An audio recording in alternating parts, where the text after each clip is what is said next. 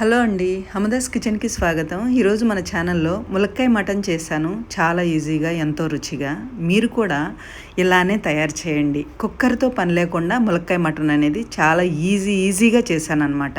ముందుగా నేను ఈ కర్రీకి ఒక 1/2 kg లేత మటన్ అనేది ఇలా తీసుకుని చక్కగా కడిగి దానిలోనికి కాస్త సాల్టు, అలానే కొంచెం పసుపు, అలానే 1 స్పూను కారం,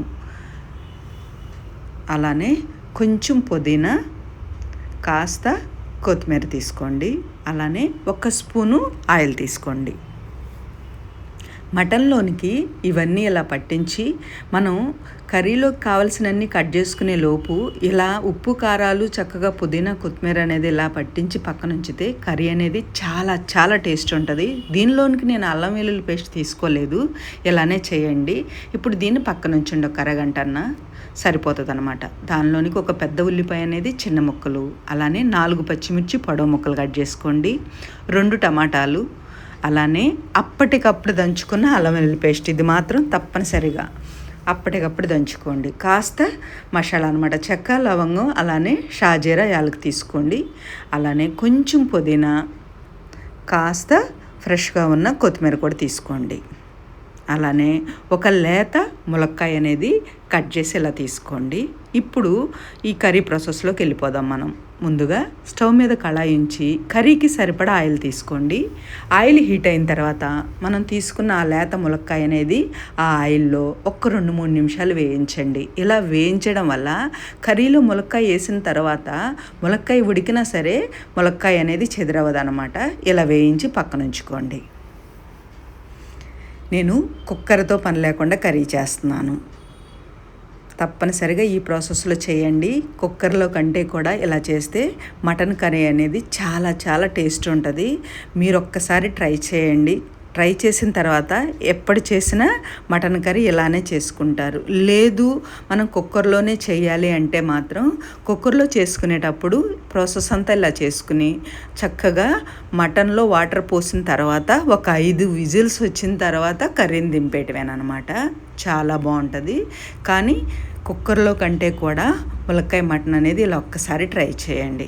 మనం ఉల్లిపాయ, అల్లం వెల్లుల్లి పేస్ట్, చక్కగా పచ్చిమిర్చి తీసుకుని దోరగా వేయించండి. అవి ఎర్రగా వేగాల్సిన అవసరం లేదు. చక్కగా వేగి మంచి వాసన వస్తుంది అల్లం వెల్లుల్లి పేస్ట్ అనేది. అలా వేగితే సరిపోతుంది అనమాట. ఇది కాస్త వేగి దగ్గర పడుతూ ఉండగానే మనం కట్ చేసి ఉంచుకున్న టమాటా ముక్కలు కూడా తీసుకోండి. టమాటాలు కూడా కాస్త వేగి మెత్తబడితే సరిపోతుంది. ఈ కర్రీని చేయటం చాలా ఈజీ. కొత్త వాళ్ళు కూడా చాలా ఈజీగా చేసుకోవచ్చు అన్నమాట. ముందుగా మనం ఉప్పు కారాలు పట్టించి పక్కనుంచిన మటన్ ఉంది కదా, చక్కగా ఆ తాలింపులో వేయించండి. ఇది వేగుతూ ఉండగానే మటన్లో నుంచి వాటర్ అంతా కూడా రిలీజ్ అవుతుంది అనమాట. చక్కగా మటన్లో నుంచి వచ్చే వాటర్ అంతా కూడా పూర్తిగా ఎగిరిపోయేలాగా చక్కగా అదే తాలింపులో దాన్ని వేయిస్తూనే ఉండండి. మటన్లో కంపల్సరీ వాటర్ అంతా వెంకాలి, అప్పుడే కూర అనేది చాలా టేస్ట్గా వస్తుంది. ఇప్పుడు కర్రీకి సరిపడా కారం తీసుకోండి.